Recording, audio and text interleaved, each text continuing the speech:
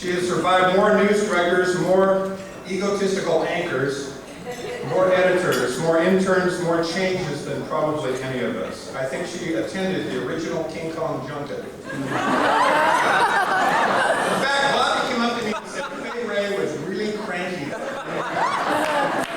And when Lawrence of Arabia was released in 1962, Bobbie was a 12-year veteran. You might not know this, but Bobbie Wygant is a Monty Python fanatic. She loves goofy, off-centered comedies, and I remember at an afternoon screening of a goofy, off-centered film called Ace Ventura: Pet Detective, somebody behind me was laughing so loud at a screening, I turned around to see who it was, and it was Bobbie Wygant. I thought we had to peel her off the floor. Now this will tell you something about Bobbie. There is a photo floating around somewhere, some critic has, where Bobbie and I are standing on the beach on a cliff in Puerto Vallarta, Mexico, and I have my arm around her, and she's wearing my glasses and holding a can of beer. I love her for that photo. Bobbie is a devoted Catholic. She knows where Mass is served in every major city on the planet. And even though I've never seen her in a bikini, I know her perfect, perky body is real because she does sit-ups every single day. In fact, everything about Bobbie Wygant is real. I am her biggest fan in the world because she is great at what she does. A number of years ago, Dustin Hoffman publicly stated that Bobbie Wygant has the best interviews of anybody in the business. So I thought about packing it up and just cashing in my chips and going home, looking for another job. She's so revered where we live. She is my friend and she is my competitor. And she is gracious and kind and generous and she is smart as a whip.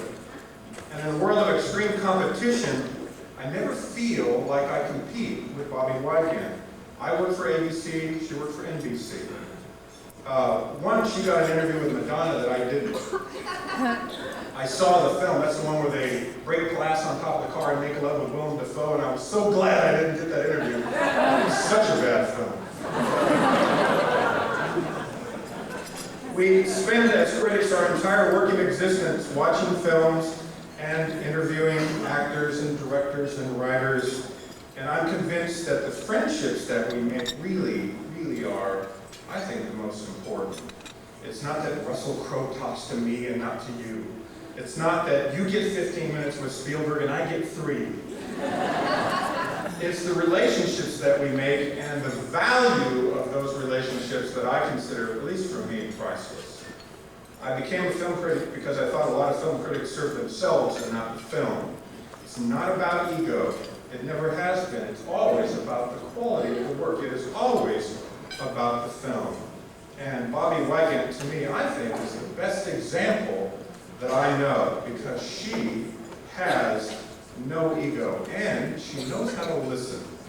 For 50 years, she has listened.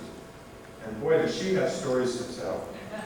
So, join me in singing 3 rounds of the Bobbie Wygant song. Mr. Crowe, Mr. Spielberg, Mr. Osment, Ms. Jolie, Mr. Mendez, Mr. Duncan, Swank, film critics, publicists, waiters, and waitresses. Join me. Hey, Bobbie, you're so fine, you're so fine, you blow my mind. Hey, Bobbie! Hey, Bobbie! Hey, Bobbie, you're so fine, you blow my mind. Hey, Bobbie! Hey, Bobbie! Hey, Bobbie, you're so fine, you blow my mind. Hey, Bobbie! Hey, Bobbie! It is my pleasure to present the Critics' Choice Award, the Critics' Critic.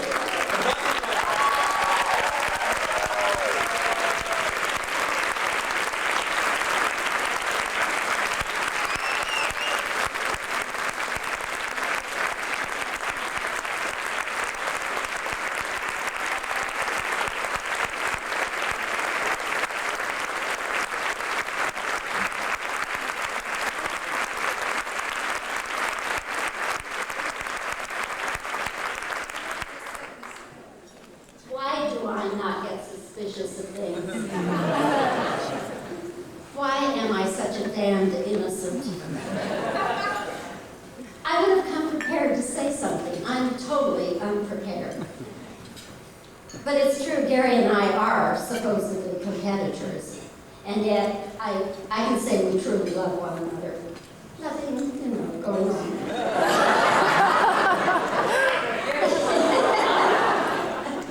You wish, yeah.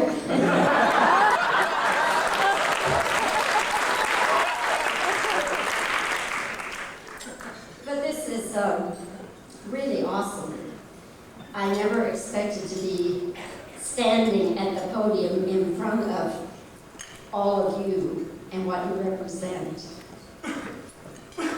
I did start very young, but I had been at that station 50 years. I didn't set out to do that. They built a television station, they kind of poured me in with the foundation. The feet were kind of in the cement. I didn't know that I really could get up and leave. But it's been great. What a great life. I have survived a lot of wonderful interviews and a lot of strange interviews. I remember one of the earliest interviews I had, and we weren't able to tape it. But I was invited to come out here to a luncheon to see a product reel. And this was, many years ago when people hardly knew what product reels were. And as I was at this luncheon, the film representative said, "I'm going to bring a young man over here. I'm just going to sit down next to you, just talk to him. He's a young filmmaker." And so this fuzzy-faced little guy came over and sat down. And we started talking about what he was doing and what he wanted to do. And I became aware very quickly that this was a man who had a great passion for filmmaking. And I was just really taken with him. And I thought, I bet money that guy's going to make it. And years went on, quite a few years. And one day, I was interviewing him as a filmmaker. And that man was Steven Spielberg.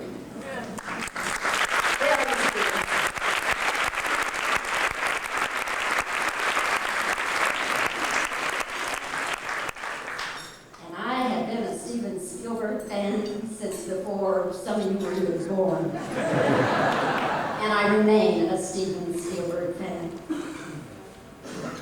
Currently, the wildest person that I have these encounters with is Bruce Willis. I swear to God, every time I interview that guy, he sets my career back about 10 years.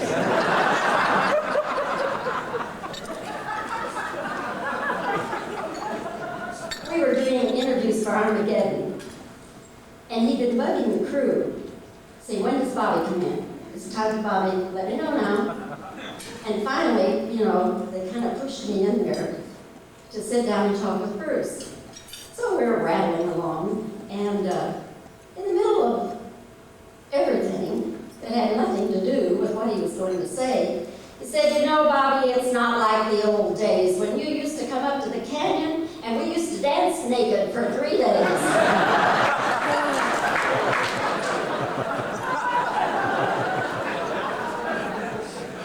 Hello, Bruce. I said, "Do you think I can put that on the air?" And then I said, "It's some other Bobbie." Well, it just got from bad to worse. Now, I finally survived that. What he would do, he would say to the room producer, "Okay, stop the clock, she stays." So I would be in there like double or triple my time, and I knew the studio people were just in a rage. And finally I would say, "Okay, I have to leave," so I'd get up and leave. Now I go in to interview Billy Bob Thornton, and we're sitting there about to start our interview, and here comes Bruce bursting into the room. And he comes over and he kneels down next to Billy Bob so he could share Billy Bob's microphone. And he says, "Billy Bob, she used to come up to the canyon."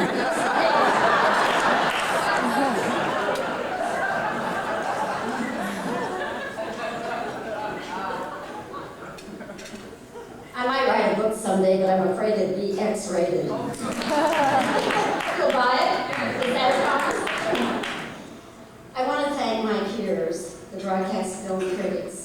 Now, I can't get too going here, I'll break up. But they're just the greatest group, and if you all haven't discovered that, you need to discover that. We really are family. And especially as long as I've been doing it, you know, they call me the queen of the junkets, which is a dubious distinction, I must say. But whatever. They are my friends. They are my peers. I get more from them than I could ever give back to them. And so, broadcast film critics, I thank you for this. It shall have a place of honor in my home. And thanks to all of you who have come to this luncheon, and all of you stars and directors and producers and all the people I may have interviewed through the years. It's just been great, and I hope we have many more years together. Thank you. I love you all.